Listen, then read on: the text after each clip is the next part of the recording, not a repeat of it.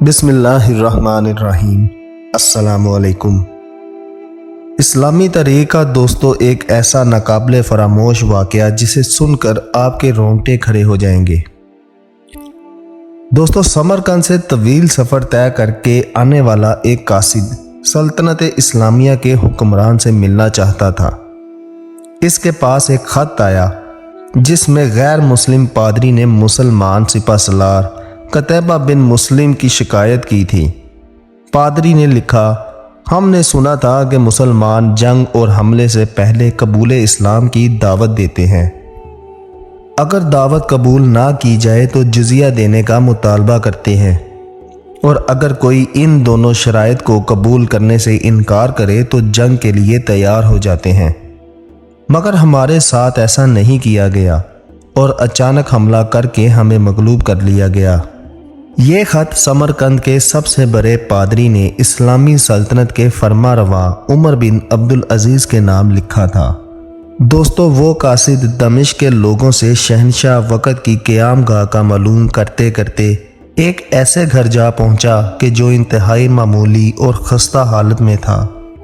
ایک شخص دیوار سے لگی سیڑھی پر چڑھ کر چھت کی لپائی کر رہا تھا اور نیچے کھڑی ایک عورت گارا اکٹھا کر کے اسے دے رہی تھی۔ قاصد جس راستے سے آیا تھا واپس اسی راستے سے ان لوگوں کے پاس جا پہنچا جنہوں نے اسے راستہ بتایا تھا۔ اس نے لوگوں سے کہا، میں نے تم سے اسلامی سلطنت کے بادشاہ کا پتہ پوچھا تھا، نہ کہ اس مفلوق الحال شخص کا جس کے گھر کی چھت بھی ٹوٹی ہوئی ہے۔ لوگوں نے کہا، ہم نے تجھے پتہ ٹھیک ہی بتایا تھا، وہی حاکم وقت عمر بن عبدالعزیز کا گھر ہے۔ قاصد پر مایوسی چھا گئی اور بے دلی سے دوبارہ اسی گھر پر جا کر دستک دی۔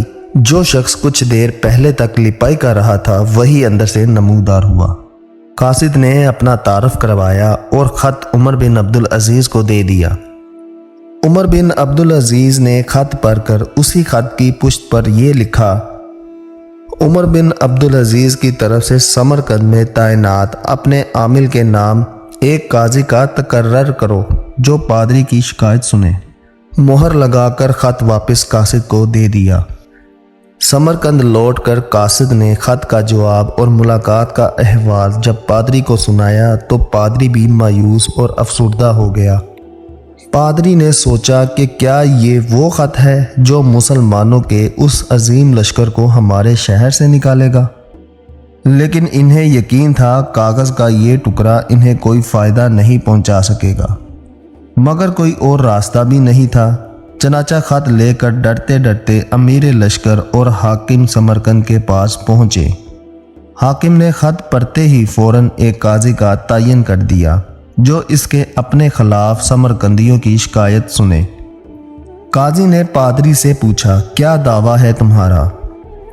پادری نے کہا، قتیبہ کے لشکر نے بغیر کسی پیشگی اطلاع کے ہم پر حملہ کیا، نہ تو اس نے ہمیں اسلام قبول کرنے کی دعوت دی اور نہ ہی ہمیں کسی سوچ و وچار کا موقع دیا۔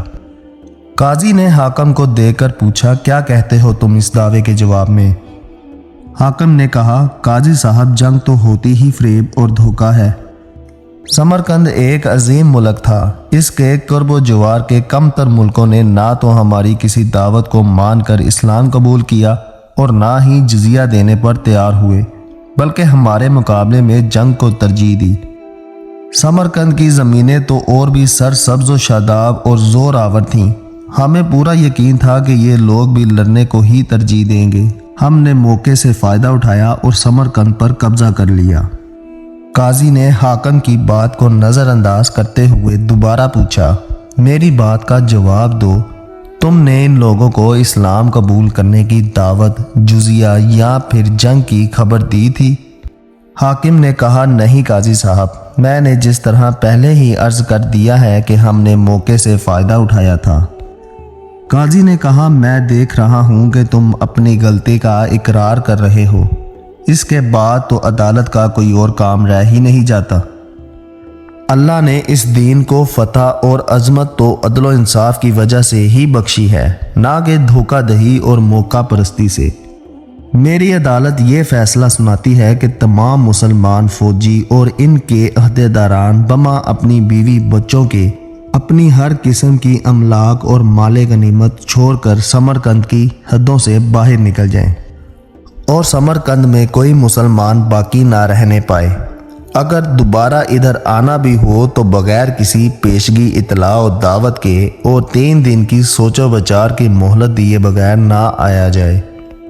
پادری جو کچھ دیکھ اور سن رہا تھا وہ ناقابل یقین تھا۔ چند گھنٹوں کے اندر ہی مسلمانوں کا لشکر قافلہ در قافلہ شہر کو چھوڑ کے جا چکا تھا۔ سمرقندیوں نے اپنی تاریخ میں ایسا کبھی نہیں دیکھا تھا کہ جو طاقتور فاتح قوم کمزور اور مغلوب قوم کو یوں دوبارہ آزادی دے دے۔ ڈھلتے سورج کی روشنی میں لوگ ایک دوسرے سے سرگوشیاں کرنے لگے کہ یہ کیسا مذہب اور کیسے پیروکار ہیں، عدل کا یہ معیار کہ اپنوں کے خلاف ہی فیصلہ دے دیں اور طاقتور سپہ سالار اس فیصلے پر سر جھکا کر عمل بھی کر لیں۔ دوستو، یہ تھا حضرت عمر بن عبدالعزیز کی زندگی کا ایک مختصر سا واقعہ۔ اگر آپ کو ویڈیو پسند آئے تو ویڈیو کو لائک کریں، ویڈیو کو شیئر کریں اور بیل آئیکن کے بٹن کو دبائیں تاکہ ہر آنے والی ویڈیو آپ تک پہنچ سکے، اور چینل کو ضرور سبسکرائب کریں۔ خدا حافظ۔